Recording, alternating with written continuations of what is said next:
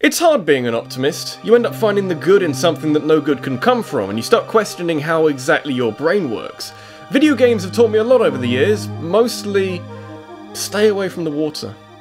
I'll get it out of the way nice and early so I can spend the rest of this video being positive, but water levels suck all the penis. In an attempt to add variety and variable pacing, developers like to fill levels with water, which in the right hands is a great way to introduce new challenges, but is so often implemented haphazardly and with no regard to what made the rest of the game great. When you're forced down to a slow crawl, keeping an eye on air meters, sometimes having to adapt without your equipment, it's just not fun. But we wouldn't be here if this was a lost cause. The idea of a fun water level almost sounds like sacrilege, but there have been a lot of examples where someone who knew what they were doing used the mysterious potential of water levels to create something memorable and enjoyable. The physics can get a bit janky, but as long as you craft the level with that in mind, you're gonna have variety that doesn't feel too much like a departure from the rest of the game. Also, don't drown. Drowning's bad.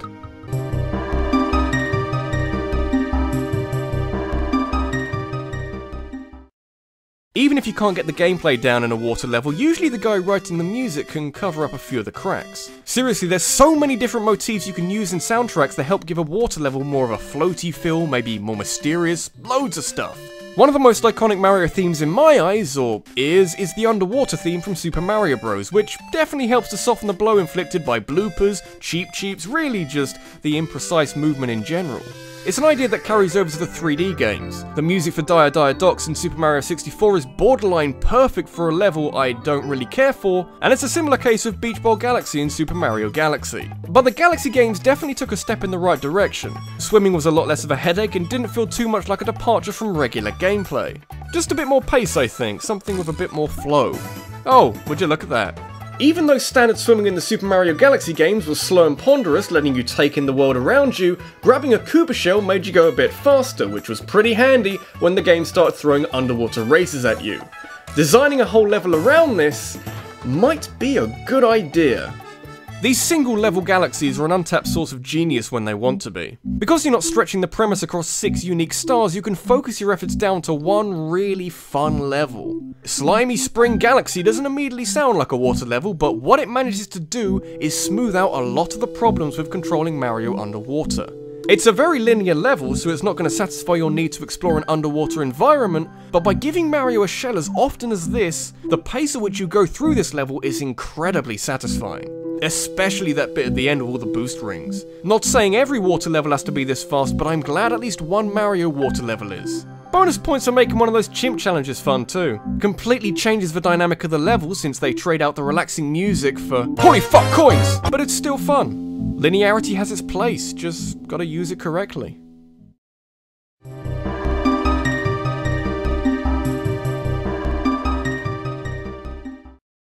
Combining video game tropes that have the tendency to be irritating and a mark against the game they show up in is kinda like the worst idea in the world. Escort mission through a water stage in Metal Gear Solid 2?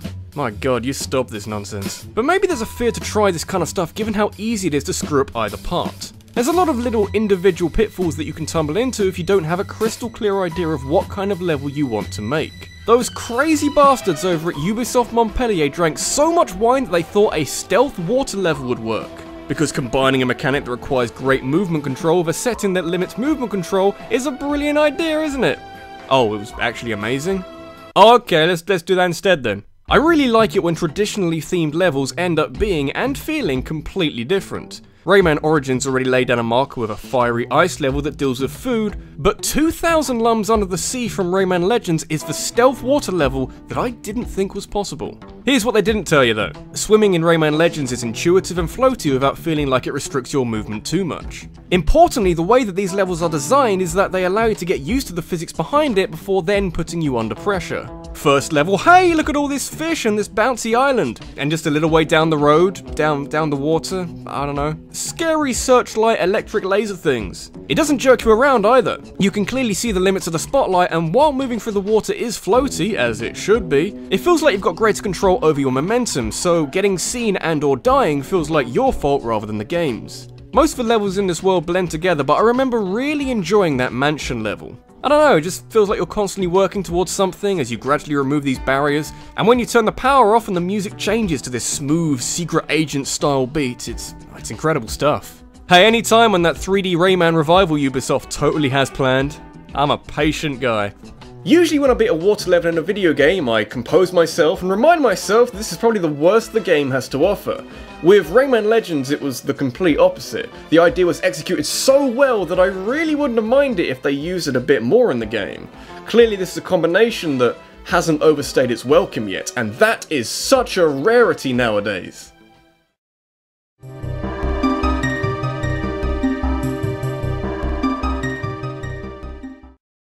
So I mentioned earlier that if you want to explore an underwater environment that the Slimy Spring Galaxy in Super Mario Galaxy 2 won't be able to do that for you, but what will?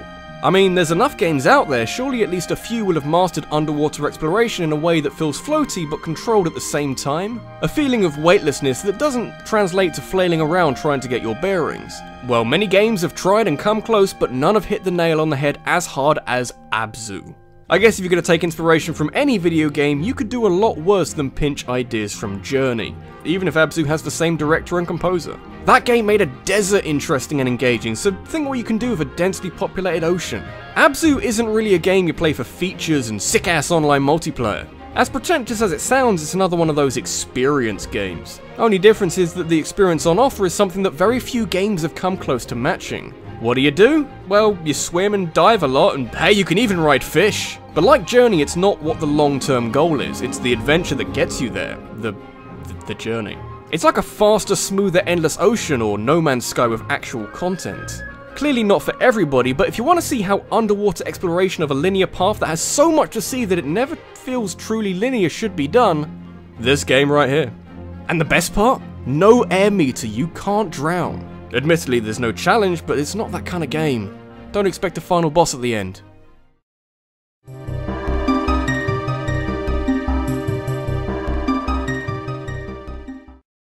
Not everything went to plan when Legend of Zelda transitioned from 2D to 3D. You know, combat was more action-based, the world you had to explore was far more vast, but with an added axes and increased verticality in levels, they became more complicated, not always to any great benefit.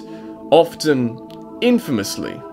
I've warmed to the idea of going through Ocarina of Time's Water Temple in recent years, partly since the 3DS remake ironed out a lot of the problems. But that doesn't mean that it's my favourite attempt at trying to make a water dungeon. Part of the problem is it seems like there always has to be some kind of gimmick. Ocarina of Time had changing water levels, Majora's Mask had changing currents, Twilight Princess had staircases. And I guess manipulating water to suit your needs is interesting and clearly has a lot of potential, but sometimes you just need an easy water level to reset and I guess build off of in the future. If you want a water level that gets your brain working to overload, the Ancient Cistern from Skyward Sword isn't it. It's not horrendously linear, but thinking back I can't remember struggling with any puzzles or losing track of any keys. Don't worry, there's another dungeon for that. The Ancient Cistern is one of those greater than the sum of its parts levels, where each individual component is pretty good, but putting them all together under the backdrop of Buddhist symbolism and a creepy basement makes it one of the all-time greatest Zelda dungeons. There's just so much to grab your attention that you almost don't notice that the water doesn't take center stage. I mean, it's there and it's useful for some things, but it's hardly the main event. Hey, turns out you can have a Zelda water dungeon that doesn't obsess over how to use its water. Ambience is the name of the game. Shame it took so long.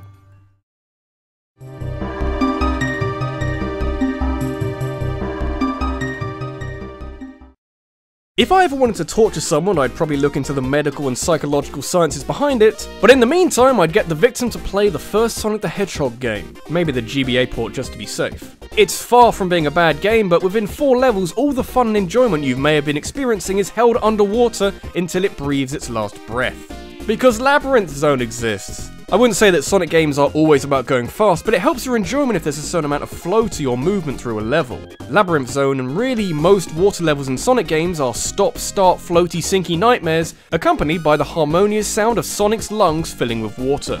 So yeah, not good. But like a lot of other problems associated with Sonic, most of them can be fixed by venturing over to your saviour and mine, Sonic Colors. We've already seen a water level flow with some speed, but how about a water level that just goes and never stops? There were moments where the combination of the visuals of Aquarium Park, the outstandingly upbeat music, and some remarkably smooth gameplay got me wondering if I was actually playing a Sonic game. I mean, you go fast, and dashing across a water surface will never not put a smile on my face, but even when everything slows down a bit, I didn't find myself reaching for the nearest sharp object. Yes, the contrast is massive, but since it sticks to a side-on view when you're tackling these sections, there's no chance of you getting stuck and having to panic while searching for a pocket of air. Instead, you can take in the muffled music, the lush wildlife movement that is slower, but it's not like the game is asking you to solve the mysteries of the universe while you're down there. Often you'll find one of those fancy abilities and fly around the water almost like you're having quite a lot of fun. Special mention to Hydro City Zone from Sonic 3, which achieves something similar in a strictly two-dimensional plane, but Aquarium Park from Sonic Colors is amazing to a point where you can glaze your eyes over and forget where the franchise went after this. Oh, the desire to live in a bubble. This has been RabbidLuigi, and no Sonic game has understood what makes good 3D level design quite like Sonic Colors. Sonic Generations was also amazing, but was built with nostalgia in mind. From a standing start, Sonic Colors showed just how fun a Sonic game can be, while also showing that a water level can be one of the highlights of your game. Imagine giving that out in a design brief. You'd be laughed out of the board meeting.